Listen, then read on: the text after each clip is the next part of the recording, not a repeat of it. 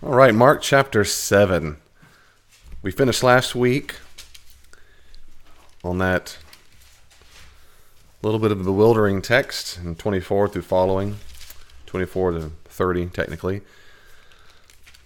And I suggest, like others, like Sharon Dowd and some other scholars, that we shouldn't focus so much energy on the fact that Jesus uses the word dog, but rather it's much more like a riddle.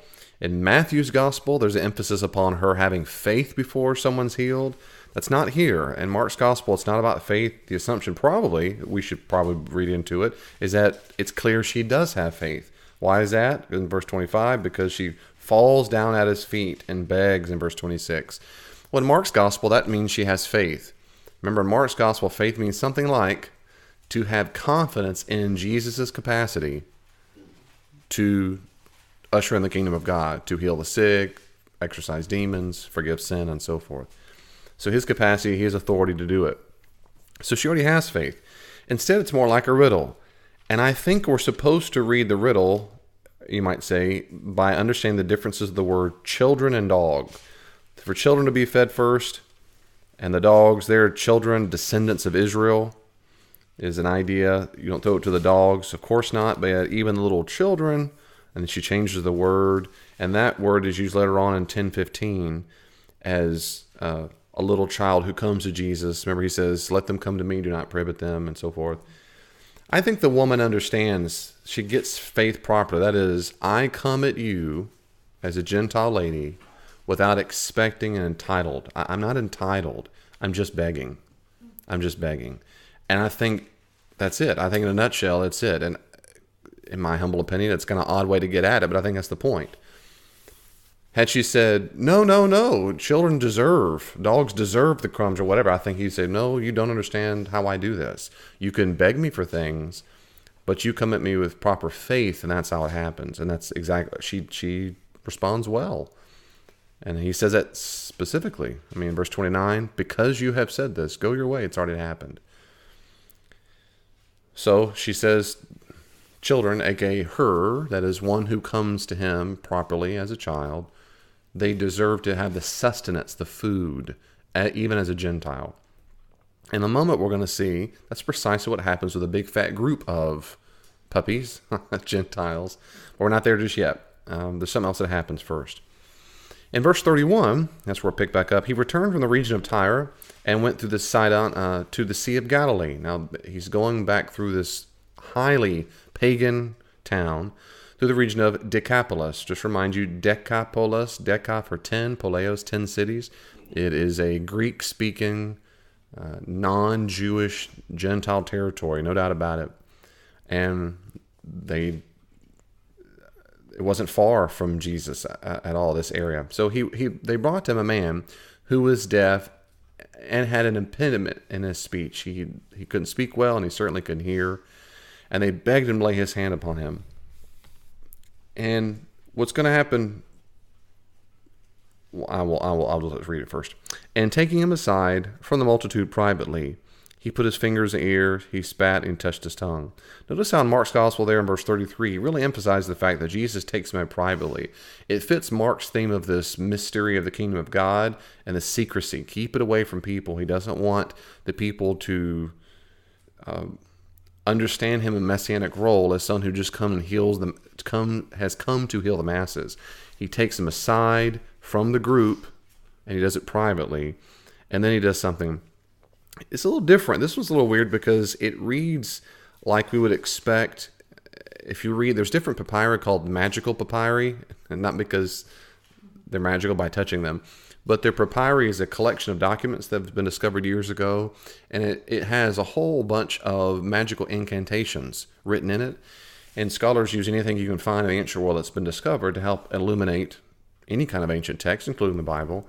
And when you read those incantations, it's common to use elements like spit, mud, dirt, so forth, but also to have some kind of abracadabra, some kind of magical, foreign loan words that sound bizarre and different.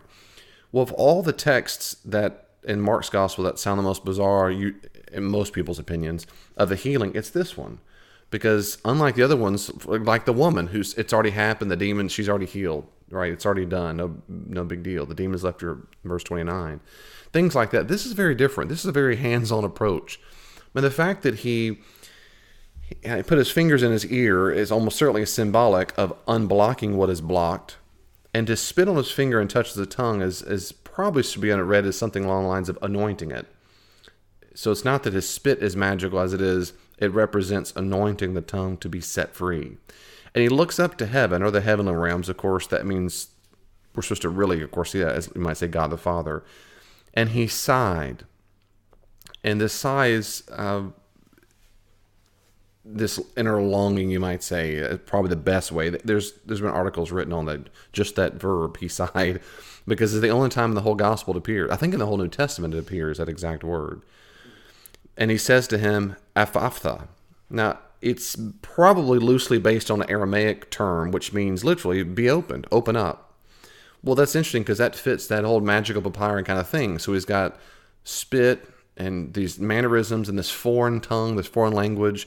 And Mark even keeps it for us. He keeps for us this Aramaic expression. And remember, he's going through the region of Decapolis. So he's speaking to people who don't speak Aramaic. And he probably did speak some Aramaic, historically speaking, but Mark maintains this word that has to be translated for an audience that doesn't speak Aramaic. And his ears were open, and his tongue was released, and he spoke plainly. Now, I wonder if the reason why Mark uses the word sigh in verse 34, I don't know for sure, but I wonder if Mark used that exact verb because the assumption that Jesus knows when this goes down, what's going to happen. Word's going to spread. And that's what he says in verse 36. He charged them, as usual, don't tell anybody. He doesn't always say that, but usually he does. But the more he told him to be quiet, this guy goes crazy. I mean, he just, oh my goodness, I can see, I can hear. Or whatever, I mean, I can hear, I can talk. And they were astonished, saying he has done these things well. He even makes the deaf hear and the dumb speak. And that last expression, deaf hear and the dumb speak, is almost verbatim Isaiah 35:5. Remember, Mark loves Isaiah. And Isaiah loves to talk about this messianic age where the deaf can hear, the mute can speak, the blind can see. And Mark has deliberately portrayed Jesus, probably because that's how he really was doing it, of course. But he's portraying Jesus as this messianic figure who is ushering God's kingdom, a kingdom spoken of in Isaiah. Another thing that's besides the deaf hearing and the blind can see and so forth, if you remember Isaiah at all, that in some other text, it speaks about this end-time eschatological banquet, a big feast at the very end of time. And the assumption was at the end times, there would be an inbreaking of the kingdom at the end times such that even Gentiles would praise the true God, quote unquote. That's what they would say, right? And we believe that too. But the Gentiles will recognize the Yahweh is the true God, and they will come feast as well. Little footnote, in Paul's ministry, most New Testament specialists concur that the Apostle Paul believed that's exactly what was happening in his ministry. Paul almost certainly chiefly argued that Gentiles don't need to get circumcised and obey dietary restrictions because the end time has now come where the Gentiles have now been ushered into God's kingdom and they have access. So to make them not do that, or to make them have other almost litmus test or hoops through which they must jump, is literally going against the Old Testament prophecies that speak of that end time when the Gentiles shall come into the fold, like from Amos and some Isaiah and other places. And so early Christians very much thought that that's what happened, that it's coming true. Look at here, Gentiles are coming in. And Mark, and somewhat in Matthew and Luke and John, but Mark particularly seems, in my view, and many others, Mark's trying to portray Jesus as that Isaianic, so Isaiah's portrayal of this end-time figure who, again, feeds his people. We'll see in a second. He feeds both Jews, and in the second chapter 8, he's going to feed the Gentiles, like a heavenly banquet. Everyone has access. He heals the deaf, the mute, the blind.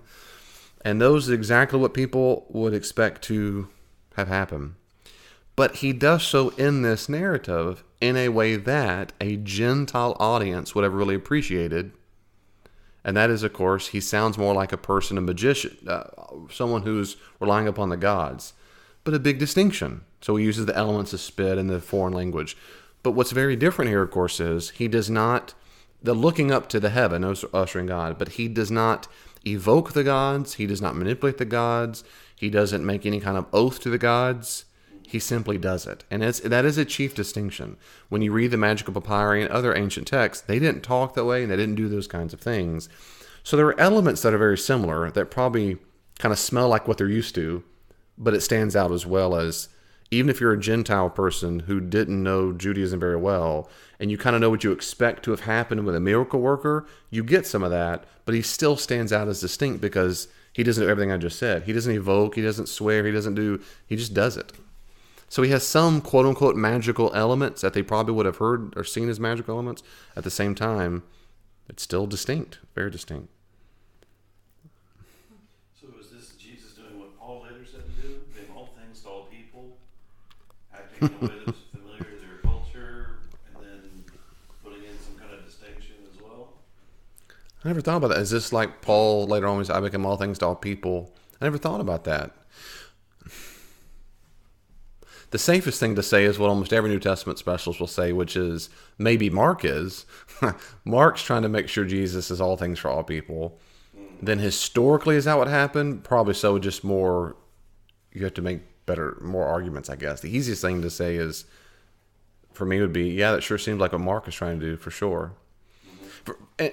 Said a little bit more about that. For example, when you read Matthew's gospel, Matthew goes at great pains, it seems, to not have Jesus very open to Gentile missions. He doesn't. He just, it's overwhelming. I've come to the lost sheep of Israel. And the woman, he talks to the Gentiles a little bit like the woman whose daughter has the unclean spirit, but he's adamant to say, I've come for the lost sheep of Israel. Like, I didn't come here for you. He goes out of his way. It's not till the end, Matthew 28, the very, very last thing, that many scholars believe was added later in the gospel tradition. And a lot of New Testament scholars think that because, for several reasons. One is because it's never in the Gospel of Matthew that he cares about the Gentile mission. So all of them to say, now go into all the nations, preaching the gospel. Some say there's no way Matthew wrote that because it goes against everything he said it. And also it fits a Syrian province. That is, an authorship probably occurred in Syria. We don't know for sure, but it does seem to fit that province for a lot of reasons. That matters because a similar document that probably came from the same area called the Didache, which means teaching Greek, it has an exact formula about going out to the nations and so forth. So many people argue that the community that helped produce Matthew's gospel, at least in its final editing stages, came from Syria, and they had that theological belief. At least. At most, it's also because Jesus had it. You may not ask for all that. But anyways, the point is, that's just one example when you talk about did Jesus historically believe this? That's another issue. We know that Mark presents Jesus as absolutely caring about a Jewish and Gentile mission, you might say. No doubt about, at least for me, there's no doubt about it. He goes backward and forth on a lake over and over. Matthew's gospel deliberately, he does it some, but deliberately downplays it. Luke is very different. Luke's Jesus loves Romans. He loves them. They're his best friend. But of course it is. Theophilus, the patron, is a Roman citizen, almost certainly. He's trying his best to make sure Jesus is for the nation, for the world. John's gospel is he's an odd bird altogether. It's all Jerusalem all day and Judea, so there's not a lot of Gentiles around anyway where he lives in John's gospel. So was it customary for Jesus to lay hands on people, or did not have to? Again, I'm not trying to be, I have to do this because of my education, I'm not trying to bore you with it. It's one thing to ask at the gospel level, what did he do? And the other is just, what did the actual historical Jesus do? At the gospel level, in general, yes, he touches people. In general, absolutely. There's those rare occasions where he heals people from a distance, or even demon possessions from a distance. But those are not the rule. The rule is he touches, or they have to touch him. Like some kind of transference of power has to go out of his self, his body. What the actual historical Jesus is, I just don't know for sure, of course, because the Gospels limit how many stories we hear. I strongly suspect, based on the Gospels themselves, when it says in the crowd came and whatever. We just don't hear about every Bob and Jill and Sue and every single person got healed. And so having said that, if I were a bet man, I'd probably say, yeah, he probably touched most of them. Like, touch it and heal. Right. Back in Mark, yeah. When heal our friend and come down the roof. Yeah, I think the assumption would have been, again, he needs to touch him. And again, that's why they bring him close to Jesus. It's not they knock on the door and say, hey, I got a friend back in college. It's we need to get him close so that he can, probably the assumption is so that he can touch him. But Mark doesn't tell us he touched him. He just says, get up, I say to you, your sins are forgiven. That's a great point. I do think historically the assumption probably is that he reached over but doesn't say it. And that's why, But I think he changed it up. You're right. I shouldn't say right. I agree with you. I concur. Many do concur as well that one of the reasons for the variation is to demonstrate he's not a magician. It's not an incantation where you have to do the same ritual every time. Right. That is to say, and this is very important because it seems to have been the case, had he done that, they would have assumed the power came from performing the ritual properly. And that's exactly what, at least Mark, if not Jesus himself, wanted to make sure they didn't think. I don't have this power to do this because I've done the formula correctly. I have this authority because of who I am.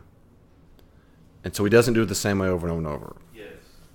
And I think that is one of the motivations. And they would have seen it differently had he said every time, no, I got to spit and do this and do a dance and whatever, or say this certain prayer every single time. Based on the ancient texts we have that speak of magic and magicians, that's what they would have thought. And that's exactly what they accused him earlier with Beelzebul, is that he invokes Beelzebul's authority and power, Satan, to get his job done, back in chapter 3. Is that 3:21? So that's what they accused him, in chapter 3. So Jesus doesn't know that here. So here it has the elements of that, but it's still enough distinct. He looks up, but it's be opened. And fix things if I say the wrong thing. Amen, brother. I agree. I can't agree more. The word of faith movement, to benefit of the doubt, as I said before, it is loosely based off of certain texts in the Bible that they believe support that theology. I think they're misreading the text. They would disagree with me.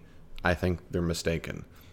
Is that It's predicated on the assumption that God's power is something like an account or a dam that's breaking it back, and we have the capacity to unleash it. We have the capacity to open the door to it, and then it spills out. But we also have a Satan's account of bad things, or a dam that breaks up the bad things. So to speak it is to unlock it, is to unleash it.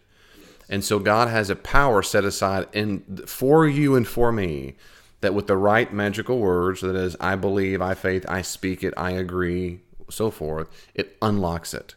And they'll use the word unlock it, unlock that faith. Another very popular word, I've noticed particularly in Pentecostal circles where this is popular, they go through fads. Then the very popular word is activate. Activate your faith. Like it's a dormant thing, a dormant energy source that you stimulate, and then that comes to power. It's almost always independent of God and His will. It's just a thing out there that you have to...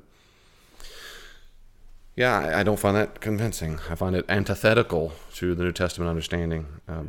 But that maybe someday we can try more at that.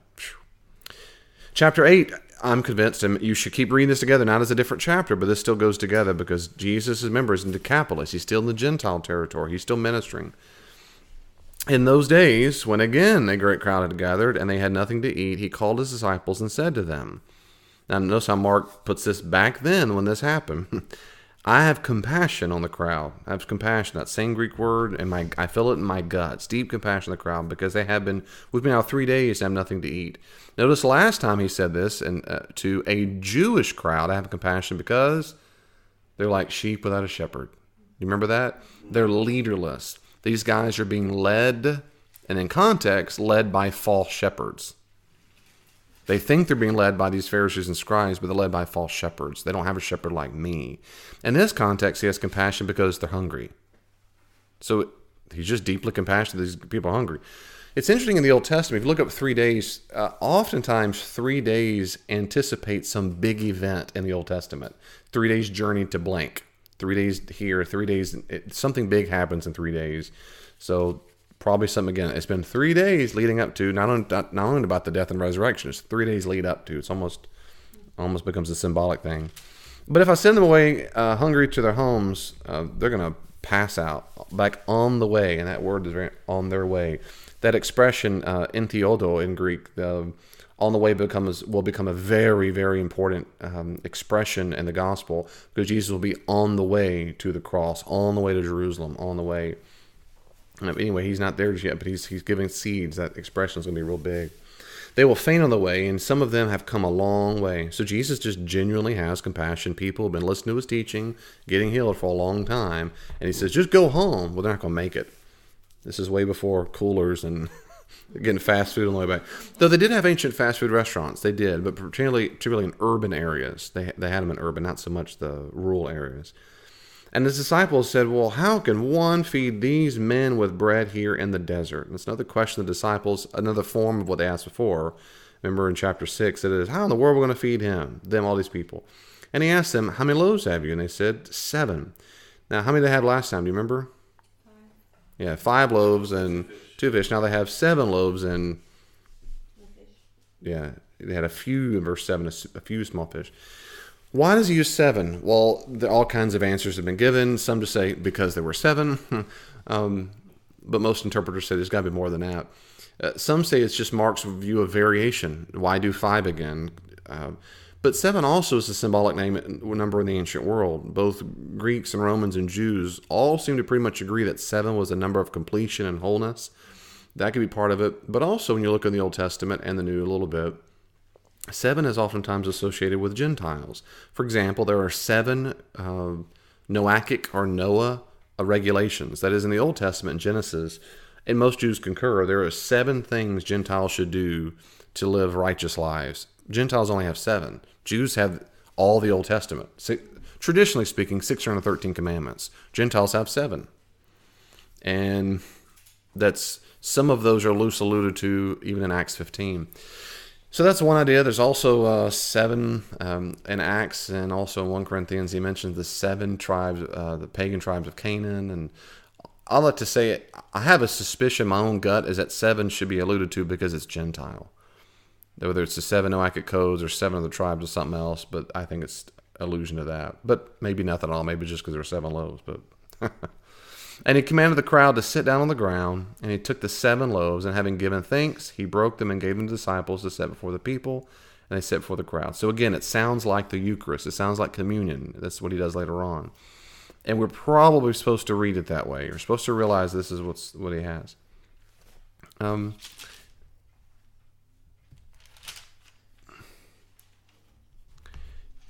They had a few small fish, and they set him before the crowd. They set a few fish, and having blessed them, he commanded that these all should be set before them. And they ate, and they were all satisfied. Took the broken pieces left over, 7 baskets full. So it completes the whole thing. Full baskets. And the Greek word for basket there is different from the Greek word of basket before for Judaism and Jewish land. This word for basket usually can be used in context. It means smaller, maybe a little more elegant kind of basket that a person who lived in that Gentile territory would have used versus the bulkier, rural, kind of more podunk countryside baskets that Jews use. But it's a different term, probably because of the actual geographical context. There are about 4,000 people. Why are there 4,000 people? Before there were 5,000 people. There were 5 and 5. Now there's 7 and 4. We don't know, but people speculate. Maybe he has something in mind like the 4 corners of the globe. That is, from all over the Gentiles are coming in. And there's several different things you could list there. Because of 7 and 4, I tend to think somehow that has to do with Gentile symbolism, rather. He sent them away. And immediately he got into the boat with his disciples and went to the district of Dalmanutha. Now, Dalmanutha, there's some manuscript traditions that have Magadan or Magdala, and so we're not exactly sure where he's headed. But anyway, we're not done there. I apologize. We don't know exactly where he's headed. But now we have 2 different stories of feeding. And some historical people will say, no, this is really one story that Mark has split up to fit his fancy. We don't know. There's no way to know that for sure. What we have in Mark's gospel, are two different narratives of two very different locales. One's a Jewish group, one's a Gentile group, different numbers, but a similar concept. Symbolically speaking, almost certainly like the first time, we should read into this, and that is to say, we should read into the fact that this is the messianic kind of claim. This is a messianic implication that he is providing for the people. And that is a provision that any Jew would have expected at the end time and complete, that end time eschatological banquet, that Jesus is now demonstrating. I provide for the bread at both Jew and Gentile. They're all equal at my table. They all get satisfied. Whoever follows me gets what I give them. They'll receive. It also demonstrates Jesus' compassion of both Jew and Gentile. So it's a different nuance that Matthew wants us to read, but Mark's gospel, there's no favoritism per se. It seems 50-50. He wants them to see it's both. It's both. And also another thing we're probably supposed to read into it, there's a degree to which Jesus himself, of course, yes, he's providing for their physical needs, but almost certainly, like it was before at the end of that one, is do you not have the bread? Do you not realize I can provide for you? Remember they go in the water afterwards, they're scared to death. Mark says, because they didn't understand about the loaves of the bread. Almost certainly means you don't understand that my presence provides for you. And in a similar way in the early church, that idea of communion became part of it, that to be in the presence, that bread is broken for us and given for us. And later on, even a little more of that's going to come out in just a second. Because Jesus will be very frustrated. They don't get what I'm saying. Are we supposed to hear that they didn't understand how they were going to feed them with a small amount of food in chapter 6, and then the same thing here? And his disciples answered him, how can one feed these people with the bread here in this desolate place? Where they're still not getting it, even though they already saw it happen. It's important for us to see too. It's important. Well, Mark's about to really yes, I was about to go there because in a second ago, I saw the sign next. Yeah, in a few verses, he's going to make it very explicit that Jesus is very frustrated with their lack of understanding. Yeah, that's right. Very, very frustrated. You would hope at this point the disciples would go, we got 7, but man, ain't no problem. We've seen you do it before. But they don't. Verse 11, the Pharisees came and began to argue with him. Now, and remember in Mark's gospel, typically the people who are the biggest are rather, in Mark's gospel, the ones who are the most commonly the opponent of Jesus are the scribes. Scribes are more like biblical specialists. The little footnote, I was reading a scholar the other day talking about this, and I was glad he made the nuance because he's right to do it. And Larry Hurtado is just one of my favorite New Testament scholars. He was reminding people again, remember, a copyist and a scribe is different. Today, if I say, will you be a scribe for me? Usually people know I'm a note taker.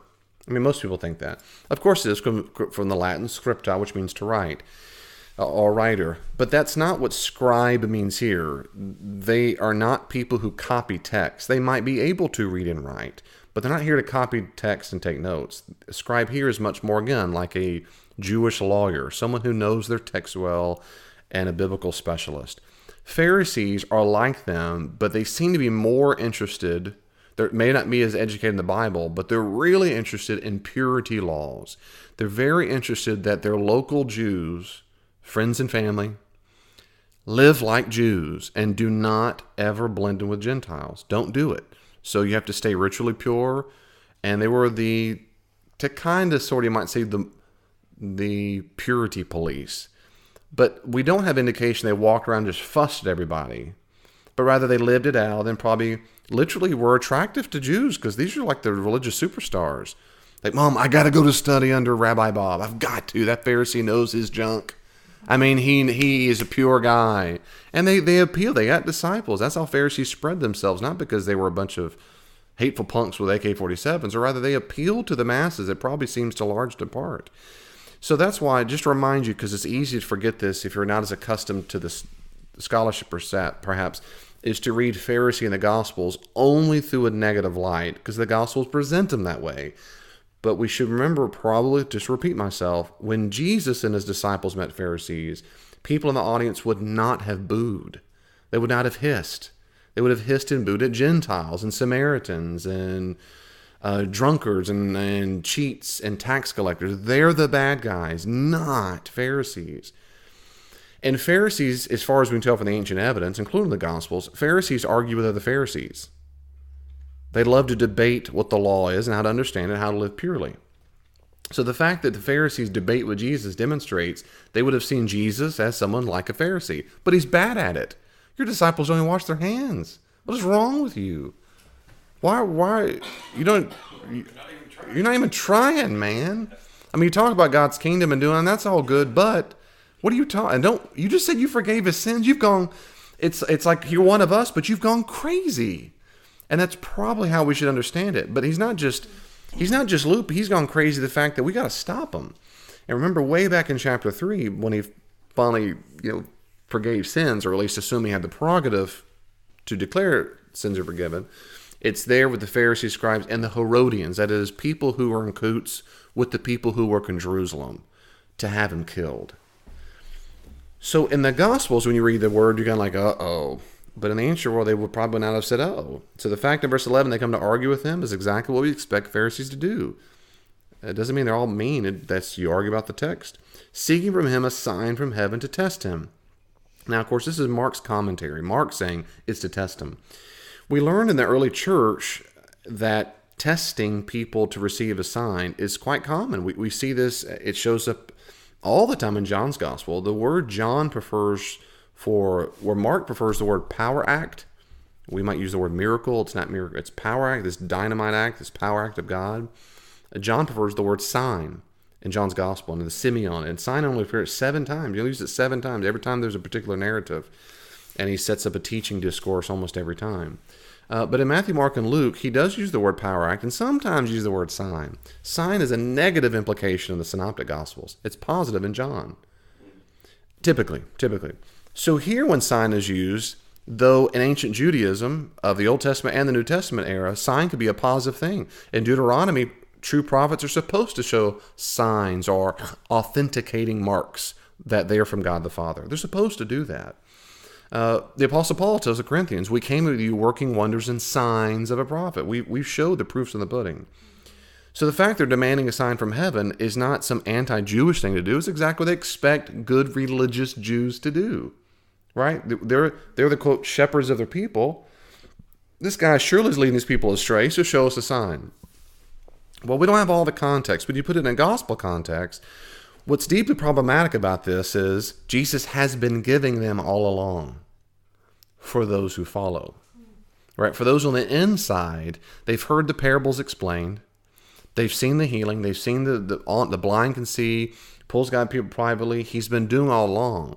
But when you stay on the outside and go, one more, to those kind of people in this gospel, Jesus gives no time and he gives no tolerance. None. Well, in the gospel, we realize, that's bad news for them, but there's worse news even still, which is what he says in a second to the people who are supposed to have been understanding the signs all along. So this narrative gets it very, very negative. The outsiders don't get them. They're demanding something. The insiders, in a second, we'll see the disciples who have been receiving the signs, they too are hard-hearted. And it's setting up this very crisis of faith, you might say, on Jesus' identity.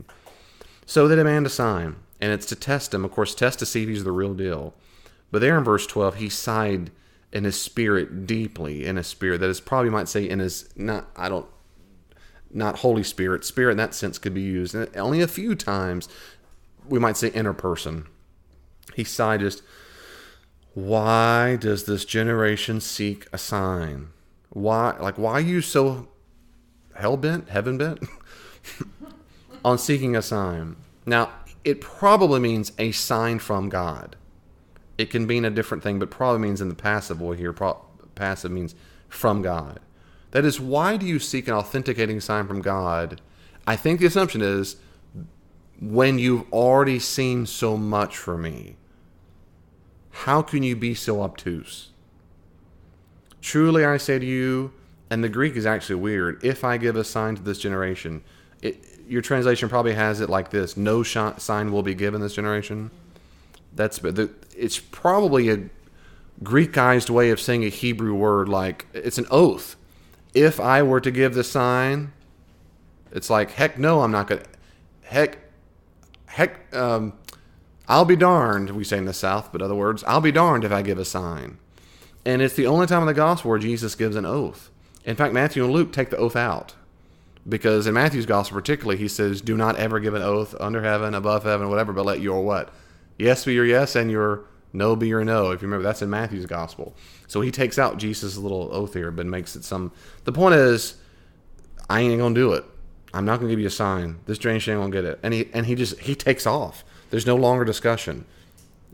He leaves them. He removes himself from them, and he gets in the boat, and he departed to the other side. That's a great question. The word sigh, like what it means, that's scholars debate exactly how we should understand it. Yeah. And I've already showed you my cards. I think sigh should be seen as frustration.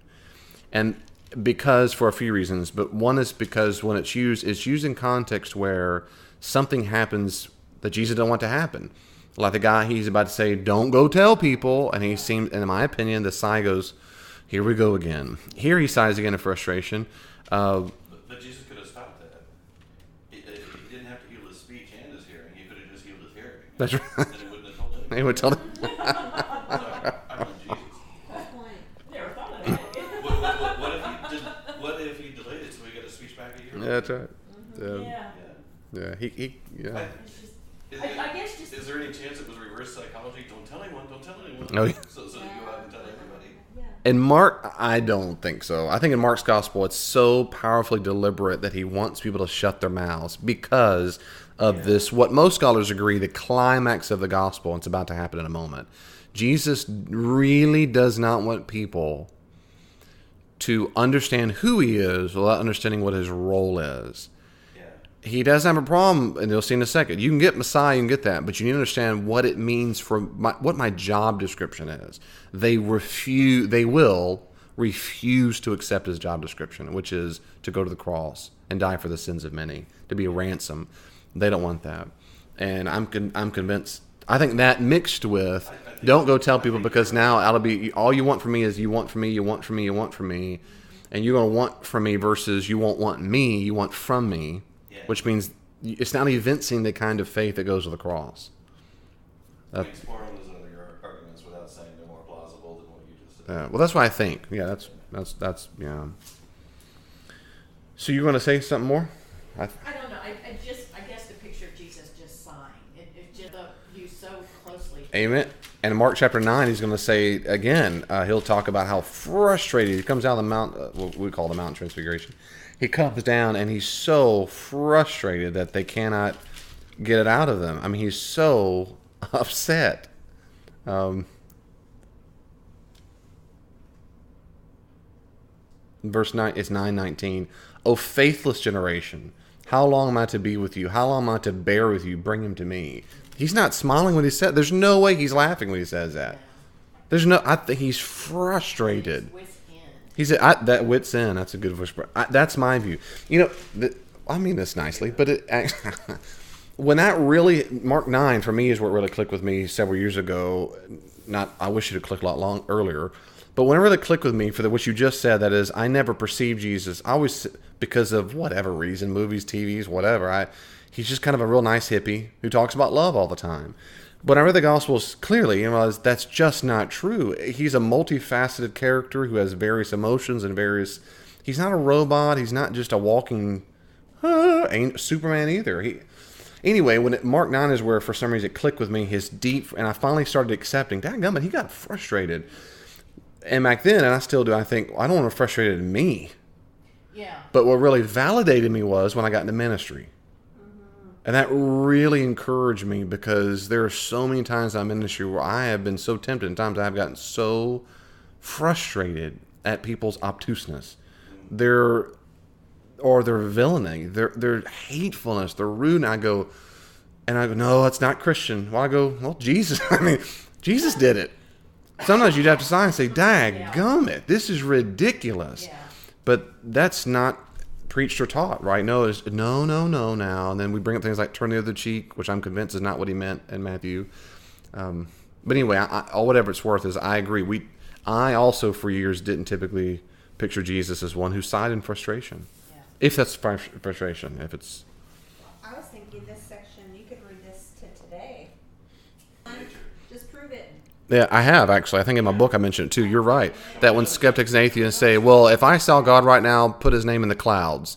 Or why doesn't God, I did a podcast on why doesn't God give us more miracles now? And I've given several answers. One response I've given is because I'm convinced, not for everybody, but for so many people, for those people who are, well, show me one more.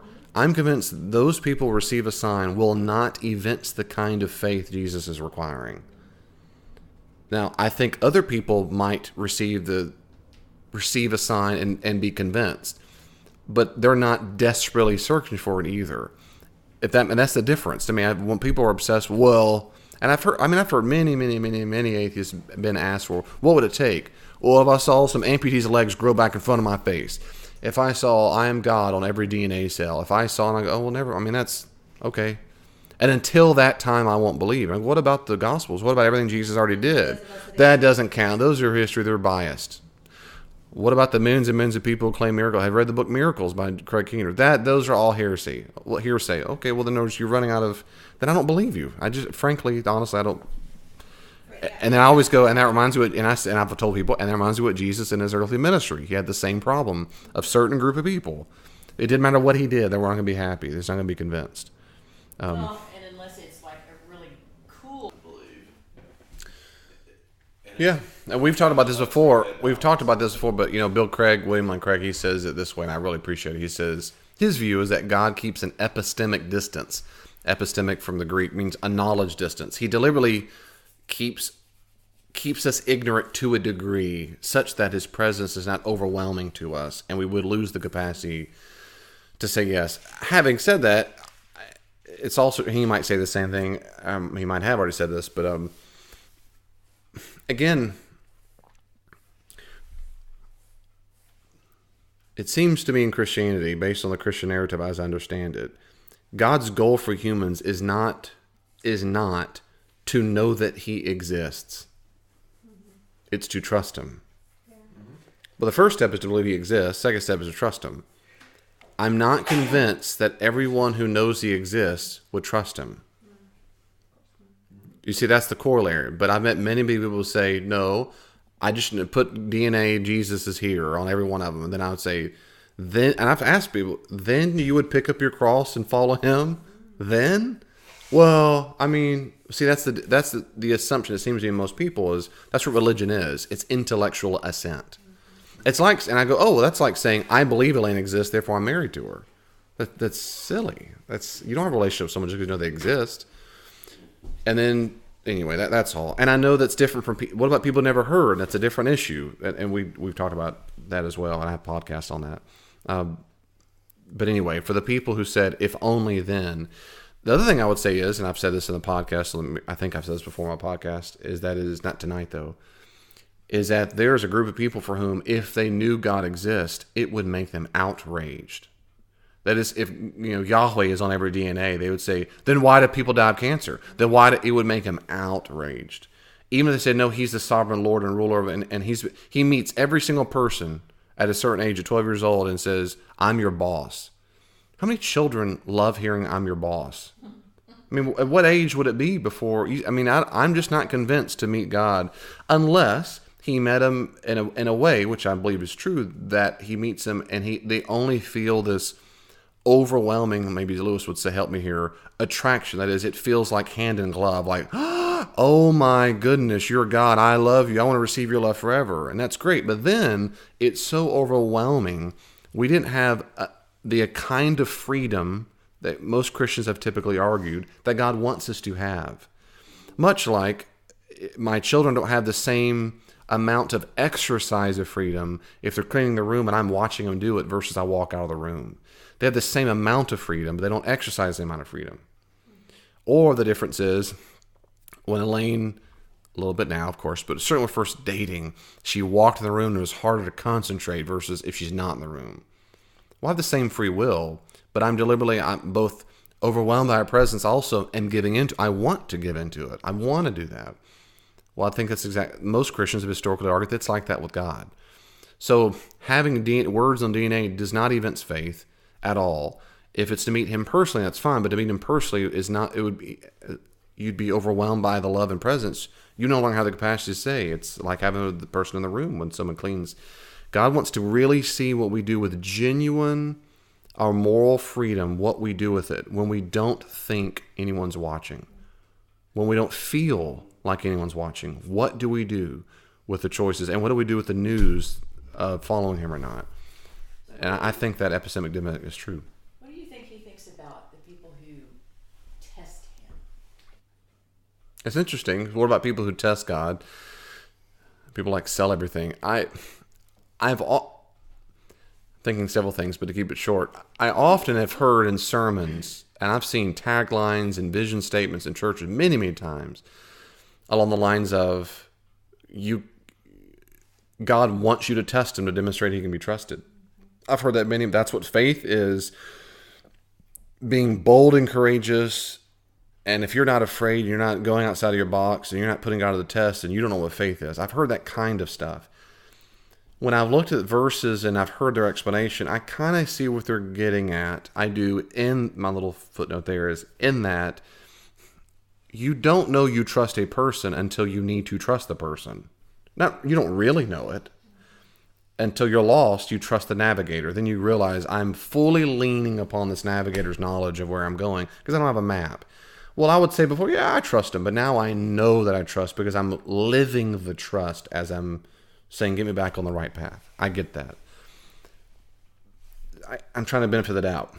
Having said that, I can't find in the Bible any kind of good theological principle that says, I don't have faith until I put God to the test, or that God needs to be demonstrated to be faithful without my testing him like that. I don't find that very convincing. So if a person said, God told me to do that, I'd say, well, good for you. If someone said, God told me you should too, I would say, not good for you. Show me in the text where it says that, and then let me pray about that. Maybe he told you that, and I want to be open to that word from him through you. I will pray about it too. I'm just convinced that I need to see a biblical principle so that I can, as Paul said, test the spirits versus disregard them. I don't disregard it, especially if you think you have a word from the Lord. But I'm going to really test that. I'm not going to follow you blindly because you're not Jesus. And if he's speaking to you, he'll get me too. So if someone said they sold all this stuff, like you told me your example, good. Okay. Yeah, I know. And I don't even know what my point was. Yeah. Other than just, do you really want to test God? Oh yeah, like your question was, what is God? I think your first question was, does God want us to test, or what do we think about people who test? What does God think about people who test him? I think that's what you asked. I don't know what God thinks about people who test him. My gut response would be, my view of God is not that he's one thing, but overall, if I had to pick one thing, biblically, he is love and loving. He cares. He's merciful. He's compassionate. And so my default stance is that I don't think God sees someone who says, I was thinking you're going the lines of, they take out that one random verse in the Old Testament. I put out my fleece. If that business is going well, I'm going to put out $5,000 tomorrow, and if I get that gamble works, then I knew God was that kind of just extravagant random stuff that I find unconvincing. My own view is that God will look at them with pity and say, oh, like I love them, I care for them. My own view is that that's not a good understanding of God, that their theology is off track, but maybe they mean well. If my children said, I'm going to test my dad's faithfulness, I'm going to sell everything and see if he buys me another Xbox, I would go, oh, but that's not how I want to demonstrate my faithfulness to you. You didn't need to do all that. So that's my view, is that he is compassionate before he's whatever. If a person does the testing because they're convinced God is a villain, then in my view, he would say things like he does. He would feel toward them like Jesus does to the Pharisees here in verse 12. Why do you seek a stinking sign? You'd be signed, still delivered. If Hayden said, if you're so good, then show me blank, that would make me more sad and frustrated. Like, what did you just tell me to do? I don't report to you. If you love me, it's like and it does make me mad, but when kids go, well, if you'd love me, you'd give me that candy or whatever, with their little babies around. What did you just say? Well, because I do think some people, it is And the way they want God to show them a sign is that, to me, a lot of it's like they're testing him, or they're like they're putting it out there and like saying, okay, prove it, or and they can do it in all different ways. But I just have to test him. And that's a good question. And I just don't understand the logic behind it. Yeah. I really mean that, because I really don't. And maybe I'm missing something. In my life, God has demonstrated that he can be trusted and he's trustworthy based on what I've gone through in life. And I may be delusional, but I'm pretty convinced God has rescued at certain times in my life, multiple times through my life, that he's rescued. Times I give him credit for it. Now, if I'm delusional, great, whatever. But I don't think I am. I think God's done it. So he's demonstrated. But I didn't test him. We were victims of some situation, and he came to our rescue. That's enough for me. And so if I would ever feel like I've got to go to God and say, now you've got to do blank, I find that, not to sound too millennial, but offensive in the sense of, I feel like then I'm like the Pharisees here going, give me a sign. And I've preached on this several times. I tell the analogy because it hit me so hard. When Hayden was little, for a season, we gave him pancakes almost every morning. He loved those frozen, cheap Walmart pancakes. Yeah. Well, he loved them. That's all we bought because they were cheap. But he did love them. And it came a 3-pack. You're not bad-mouthing Walmart. I love Walmart. Love them. Brother, I've spent millions there. So they came in a 3-pack of pancakes, a minute and a half. And came out, and we would cut them. And Hayden every single time said, Daddy, I want syrup. I want syrup every time. I mean, it must have been 50 times. Well, it really was like the 20 or 30th time. I want syrup. And I said, son, I remember where I was standing. Son. And I was smiling when I said, son, baby, how many times do I have to give you syrup before you trust me? I'm going to give you syrup. And he was all smiley. And right then, in my mind, I heard God say, uh-huh. How many times do I have to give you? So, but that really, to this day, I still tell the story over and over because it struck me so hard as God saying, and I go, you're right. And I know that. I've told the story before. I remember one of the times I was doing our taxes. And I cried. I saw how much we owed, and I started crying because I've had a childhood where we were poor, and food stamps, and money is one of those triggers for me where I can feel very, very unsafe. And I remember in my office, I was doing the taxes, and I started, it wasn't boo-hooing, weeping, but I started tearing up, and I told God, I started praying. I leaned over, and I started praying to God, I'm scared.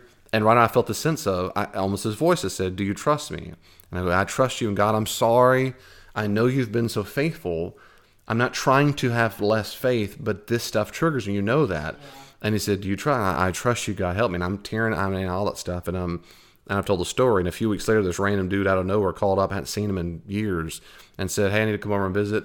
Do you remember the story? Yeah. And I go, sure. And I thought he was coming I'd done counseling with him before, and he used to go to my church, but he moved off. And he came back. We met at a house, and it was Steve. And I said, great, what's going on? We started chatting a little bit, catch up, and he's a businessman and stuff. We were chatting, and I'm waiting for the counseling stuff to come out, so I can help him. And he goes, I said, what's going on? Are you okay? Whatever. He goes, yeah. Oh, I just, God sent me here to give you some money. He leaned over and pulled a checkbook out of his back pocket. I said, what? He goes, God sent me here to give you some money. So I'll just give you some money. And I was frozen. I said, you mean to the church, right? He goes, no, to you.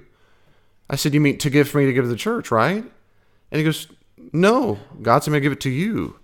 And I mean, the hair on the back of my neck, I teared up, and I said, let me tell you why you're here. Yeah. Let me tell you why God sent you. Because about 2 weeks ago, I was doing our taxes. Now, he gave us 10% of what the taxes wrote. It was a lot, but he gave us, it was enough. I mean, oh my goodness. And that was it. He said, no, I just came here. I mean, of course, I thanked him, whatever, and he left. And but again, it was a generous gift. But it was enough. It was, just as clear as day. I just had this sense of God saying, yeah. Like, that's my syrup, dude. How many times I got out there, I just thanked, I praise him and praise him and praise him. So it's those kind of things in my life personally. When I think of people who go, well, I'm gonna test God. In my mind, I'm always thinking, I don't feel like I need to do that. I don't feel like how long does it take before I trust him? Anyway, I'll stop there. That's exactly the way it is for mature Christians. There have already been. That it is God. And I agree, there are times, choosing to see that event as God doing it versus coincidence. Mm-hmm. There are times in my life, and it might be because spiritual obtuseness maybe, but it doesn't happen all the time, but there are times where something tells me, the gospel must say, in my spirit, something says, this was the God thing. There are other times it's coincident. I go, I don't feel the same. There's an intuitive sense. There's a distinct internal sense. There's something distinct about it. Something go, oh, that was cool how that worked out. Then there are times I feel like someone has just said something, and they're distinct times. And when I talk to non-believers, and they go, well, it could have just been a coincidence. He showed up. You're right. It could have been. But from the inside looking out, no, it could not have been. Logically, it could have been. But based on experience, I could not be married. That's a logical possibility. But from the inside, it's crazy. Excuse me. And that's the distinction. For me, a lot of times with those experiences that make it a God thing is to go, something told me when I was doing the taxes, and I'm just as clear as day.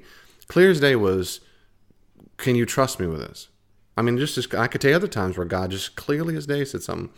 I'll say this quick thing and you move on, or we can talk about what you want. I do think there are times God does tell a person, test me. I think there are times he says, because he wants to demonstrate his trustworthiness. I think that happens. I think sometimes they say, he should set up the test. That's where you're going, brother. If God sets up, yes. There are people I've known in prayer and whatnot, and they'll say, I was in my prayer time, and it felt like God said, test me. You don't trust me, so do whatever. Because he know in his wisdom, his timing. I could think of examples. One quickly comes to mind of a guy named Peter Lord, guy I really respect, who's a pastor in Florida. He's retired now, but he said, I mean, he's a prayer warrior, and he prayed all the time, and he said one time, he prayed, he said, you don't really trust me. And he said, I told, like, what? Yes, I do. Why are you going to tell me? Peter Lord said, God told that to Peter Lord. God told the Peter Lord, you don't really trust me. I go, what? Yeah, I do. He goes, no, you don't. He said, you got a room you got a room for everything in this church besides a prayer room. I mean, you had a kitchen, you got a gym, you got everything. He goes, well, it's true, but we don't have the money for that. We're going to build. He goes, whatever. Well, then ask me for the money because you don't trust me. And he goes, well, he said, well, since you don't trust me, so ask me for $500 before Christmas. It is like early December. And he goes, okay. So I wrote it down. I had $500 for Christmas. He goes, God, give me $500 for Christmas to help toward like seed money. So time goes on, and he said, I told God, I knew it was going to be hard because it's Christmas, and no one's going to the checks, going to the church, say, I've got extra money to give you. Well, he said, I can't remember exactly, but it was several weeks out. And he gets closer and closer. He said, so there's no way it's going to happen. So I told God, how about by the end of the year, by New Year's? So he tells God, he even got a break out, okay, New Year's. And so he does that. December 24th is the Sunday. And this family comes, they call ahead of time and say, can we come to church? He goes, well, sure it is. So they come up because we want to give a gift to the church. He goes, great. So they come to the church, they meet in person. He said, Peter Lord is a Baptist. He goes, they came to church. They weren't even Baptist. I never met them in my life. They show up and said, we want to give a gift to the church, but because of taxes and whatever, we're only going to a portion of it now, if that's okay. But if it's okay, we want to give $500. Is that okay? And he said those stories, and he said this happened all the time. He said God over and over says, just, you don't trust me.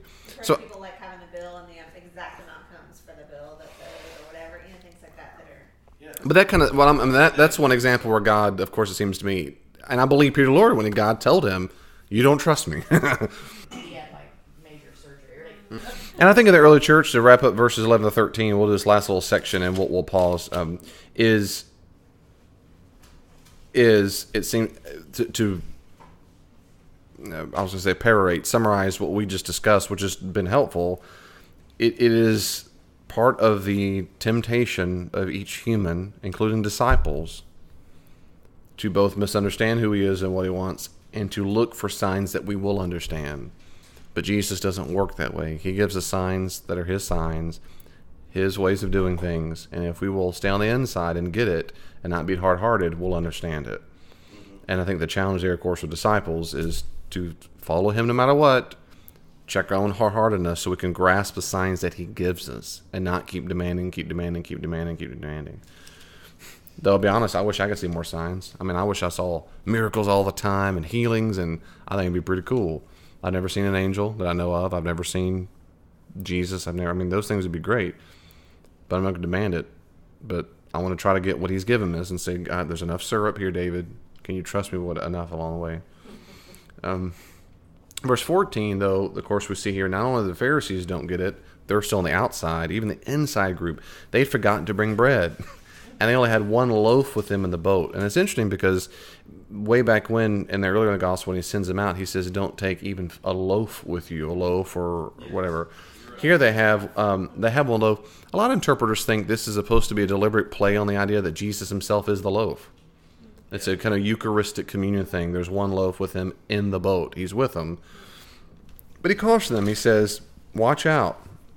Literally is look out. You look out. Watch out for the leaven of the Pharisees and the leaven of Herod. And Herod probably means people who are associated with Herod. That is temple authorities, temple religious leadership. And that leaven there, of course, the leaven takes a little bit. It rises. But also if leaven is too much into a substance, it can cause it to mold and decay. And here most people concur that leaven here is being used as a metaphor for the negative influence or the negative demand for a sign or misperception, the misunderstanding that the Pharisees have, the misunderstanding of who Jesus is, hence their need for a sign. So watch out for their misunderstanding. Don't be obtuse like they are. And they discuss it with one another saying, hey, you get bread. I ain't got no bread. You had the bread. So I just can relate to them going, Jesus sounds good. Did you bring the bread? Dadgummit, I thought we had some bread. But being aware of it, he says that he's very frustrated. He just zooms off tons of questions. He's very, apparently, I think, I would use the word frustrated, but why do you discuss the fact that you have no bread? Do you not perceive and understand? Are your hearts hardened? Having eyes do you not see, and having ears do you not hear? And do you not remember when I broke the 5 loaves for the 5,000? How many baskets full of broken pieces did you take up? They go, 12. And the 7 for the 4,000 baskets full of course, 7. He said, do you not understand? Do you not understand? Go back to 7:18 real quickly. 7:18. What did he say to them? After he tells the parables, are you not with understanding? Do you not see whatever comes out of a man cannot defile him? Do you not get it? The word for there's 2 words for understand and grasp. Probably in the Greek should not be read as like an intellectual assent, but much more like the Hebrew way of understanding it in the sense of, do you not grasp? Do you not accept? Do you not receive it? Do you not really get it yet? Not so much do you not logically perceive it, but you don't get me? You don't accept this fact yet? And of course, verse 18 back, having eyes not see, ears, that's almost a direct quote from Jeremiah 5:21. Having ears do not see, and eyes do not see, and then ears do not hear. And that's not good news. This is not good news. It means that the disciples now, for the first time, have been, not the first time, this is almost the climax of their being obtuse, or to use Mark's vocabulary and Jesus' vocabulary, verse 17, which is hearts hardened. Before, it was be careful of religious leadership. Those on the outside don't understand the parables. On the inside, those who do. Those out there are hard-hearted. In the gospel, since the gospel writer is omniscient, and that is, we always know what other people are thinking in the story. The problem is, if you're like most people, like myself, you've been siding with the disciples. And I think Mark probably wants us to side because his audience would have been Christians, disciples too. So the disciples, they find Jesus hard to understand too. They find it hard to grasp, and they have faith, but they have success on these mission journeys. They come back, Jesus is happy, woo, they understand things. But this is bad news, because at this stage in the game, now we see that even the disciples themselves are in danger of being of those on the outside. They don't get it. And if they would understand that he is the loaf, if they understand that he is this particular kind of person, they wouldn't be hard-hearted. Do you not grasp it? Do you still not understand this? Now, he's not done with saying those kinds of things, but it's a big deal. And this I'm going to get 26, because when we get to 27 following, it's the climax of the whole gospel, and most scholars agree that's literally the end of the first half of the whole narrative. And so we're going to end it right now. We'll finish the first half of what we call, Mark doesn't call it end of the first half, but almost every commentator does, and it'd be a good place to finish. Verse 22, they came to Bethsaida. Beth in Aramaic and Hebrew means house, so like Bethlehem, Beth, house of bread, Lechem. Bethsaida means house of fishermen. Anyway, just whatever. Impress your friends with that. And some people brought to him a blind man and begged him to touch him. And this is a bizarre narrative as well, but almost certainly it's supposed to be symbolic. They brought a blind man and begged him to touch him. Again, bears back to being touched. And he took the blind man by the hand and led him out of the village. Notice again, he takes him privately. He's not a showboat. He's not here to make sure they get the fanfare. It's not the point. It's not ever the point for Jesus.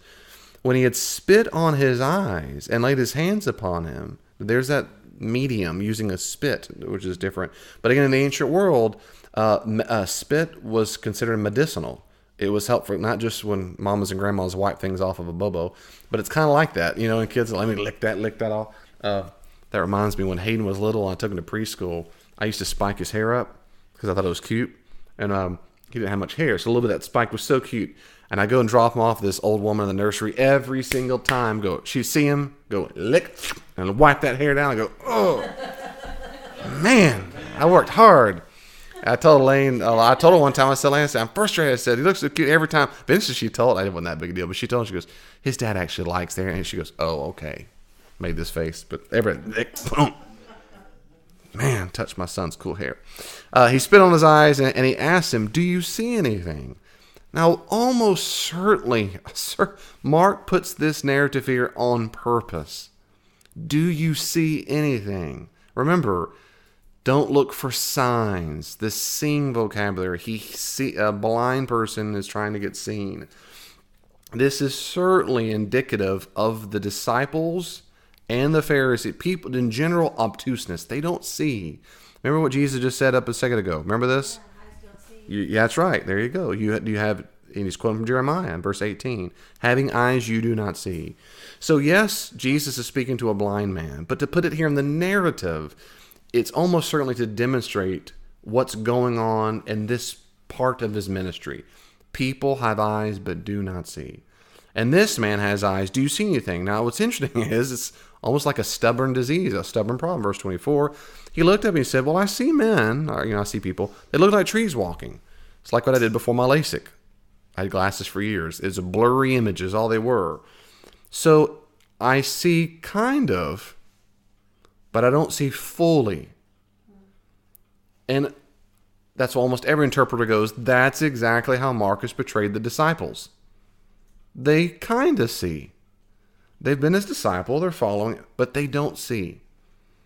And then again he laid his hands upon his eyes, and he looked intently and restored. And listen to that. He looked how?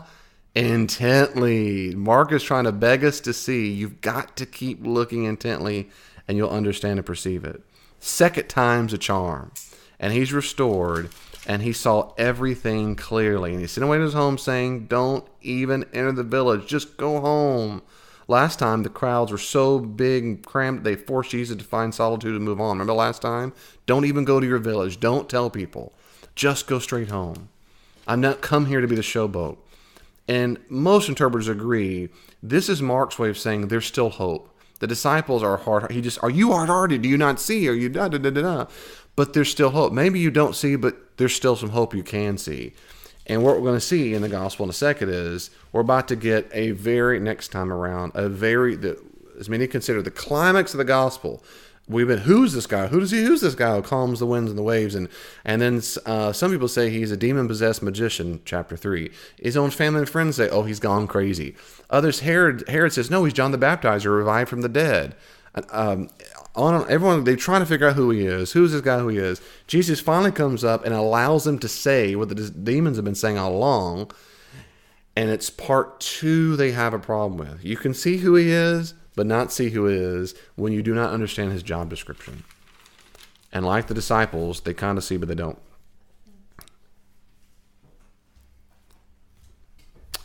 And I'll stop there. We'll pick up in verse 27 next time. And hopefully we pray for ourselves to have eyes and see who he is. And, if you're like me at all, sister and brother, that is absolutely one of my most difficult parts of being a Christian is the constant ability to try my best to see him at work and trust him and let that be data that, as I'm nerd this way, but I pile up his data as evidence. And over the years, I think God has gathered a lot of data and evidence in my account.